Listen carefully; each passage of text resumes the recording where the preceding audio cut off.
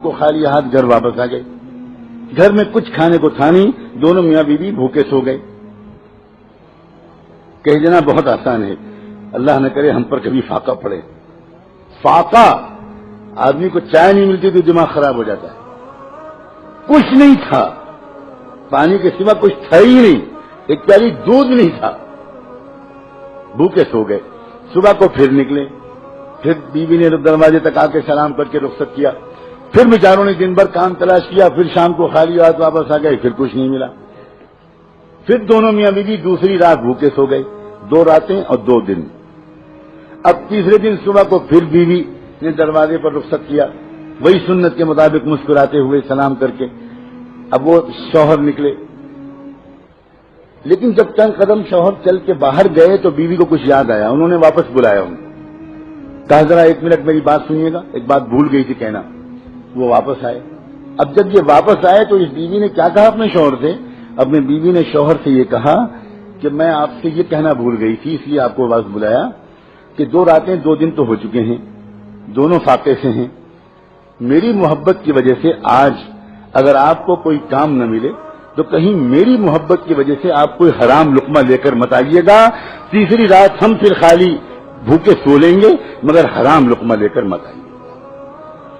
مجھے بتاؤ, یہاں تھوڑے سے مرد بیٹھے ہیں, جس مرد کو ایسی باہمت اور وفا شعار اور ساتھ دینے والی ایسی بیوی مل جائے گی, وہ مرد دنیا کا بادشاہ اپنے کو محسوس کرے گا کہ نہیں کرے گا؟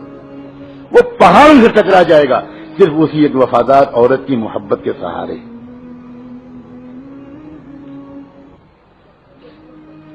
آج تو خوش کرتے کرتے مردوں کی جان نکلی جا رہی, کمر ٹیڑھی ہوئی جا رہی, اوور ٹائم کر رہے ہیں, نمازیں چھوڑ رہے ہیں, پھر بھی بیوی خوش نہیں ہوتی اور مرد پریشان رہتا ہے کہ میں کیسے خوش رکھوں, کروں کیا؟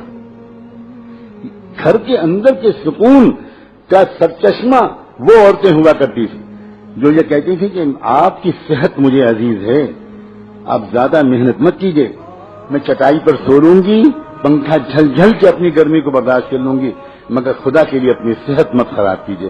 جب بیوی شوہر سے یہ کہے گی کہ آپ اپنی صحت کا خیال رکھیے, اتنا زیادہ مت کمائیے کہ آپ کی صحت خراب ہونے لگے, اتنا ٹینشن مت لیجیے, سادہ سی زندگی گزارنے میں بڑا مزہ ہے, ذرا بچوں کے پاس بیٹھیے, وقت دیجیے بچوں کو. آپ صبح سے نکلتے ہیں, رات میں آتے ہیں, 2 سال 3 سال دوسرے ملک میں رہتے ہیں, یہ کوئی زندگی نہیں ہے. میں اس طرح کی زندگی گزارنا نہیں چاہتی.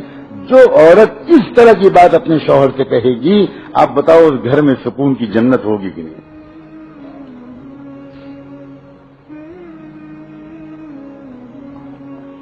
ایک صحابی اللہ کے راستے کے سفر سے واپس آتے ہیں کئی مہینے کے بعد. اب آدمی اپنے گھر واپس آتا ہے, تمنائیں لے کر آتا ہے, ارمان لے کر آتا ہے, خواہشات لے کر آتا ہے, نئے طرح طرح کے خوبصورت خیالات اس کے دل میں ہوتے ہیں. اب وہ آیا گھر میں, بیوی نے خوب اچھا استقبال کیا, خوشیوں کے سارے سامان فراہم کیے, بہت اچھی رات گزری, بہت پیار بھری رات گزری. ایک بچہ تھا, شوہر دیکھ رہا ہے کہ بچہ کہیں نظر نہیں آ رہا, تو تھوڑی دیر کے بعد وہ پوچھتا ہے بیوی سے کہ بیٹا کہاں ہے؟ تو بیوی کہتی ہے کہ وہ بہت آرام سے, بہت سکون سے, مطمئن, کچھ نہیں بتاتی, بھنک نہیں لگنے دیتی. جب رات پوری گزر جاتی ہے پیار بھری, صبح کو بیوی اپنے شوہر سے ایک بات پوچھتی ہے, ایک مسئلہ بتائیے, آپ کے پاس کوئی امانت کسی نے رکھائی ہو اور وہ امانت واپس مانگے تو آپ بتائیے کیا کرنا چاہیے؟ تو وہ کہنے لگے یہ کوئی مسئلہ پوچھنے کا ہے, امانت تو ہوتی ہے اس لیے کہ واپس کرنی چاہیے, فوراً واپس کرنا چاہیے, اور واپس مانگنے پر کوئی برا نہیں ماننا چاہیے.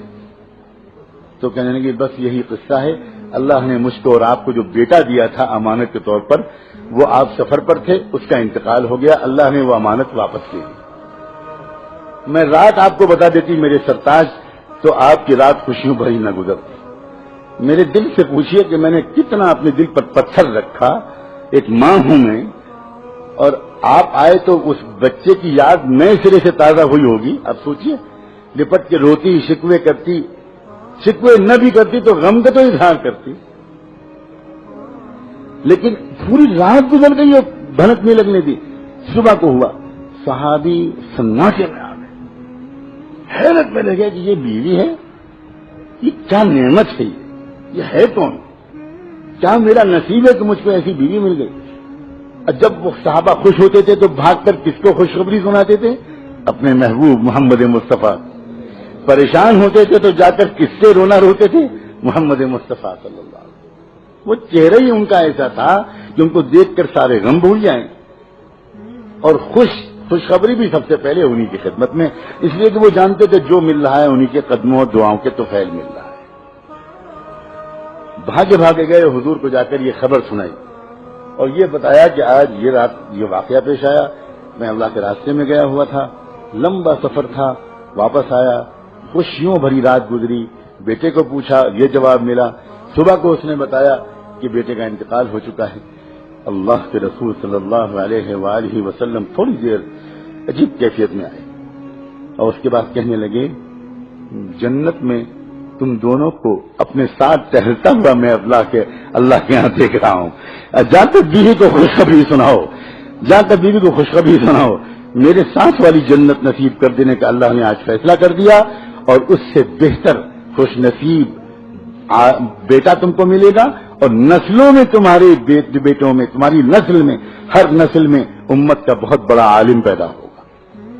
ایک بیوی کے وفا اور اخلاق اور صبر کے نتیجے میں 700 سال تک امت کو جو فقہا اور محدثین ملے ہیں اس میں ہر زمانے کا سب سے بڑا فقیہ انہی کی اولاد سے ہوتا ہے.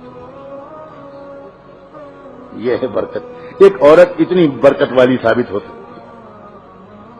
میرے آقا نے یوں ہی کہہ دیا کہ خیر متاع الدنیا المرأة الصالحہ، دنیا کی سب سے قیمتی نعمت، سب سے بڑھیا نعمت ایک نیک بیوی ہے. حضور فرما رہے ہیں المرأة الصالحہ. اور تو آپ اتنی اہم مخلوق ہو، نہ مردوں نے آپ کو پہچانا نہ آپ نے خود اپنے کو پہچانا. سچی بات ہے. مردوں نے بھی آپ کو کس نگاہ سے دیکھا؟ آپ سے خالی کام نکالے، آپ کو خالی گھر کے کام میں جوت دیا، آپ کو ڈانٹا، آپ کا دل دکھایا، نہ آپ کو ولایت کے راستے پہ چلایا، نہ آپ کو ذکر سکھایا، نہ آپ کو اللہ کی محبت سکھائی، نہ آپ کو تہجد سکھائی، نہ آپ کے اندر اللہ کے رسول کا عشق پیدا کیا، نہ مردوں نے کیا، نہ آپ خود اپنے کو پہچانی. آپ بھی خیر سوائے ہونٹوں اور آنکھوں اور چوڑیوں اور بندوں اسی میں لگی رہتی ہیں.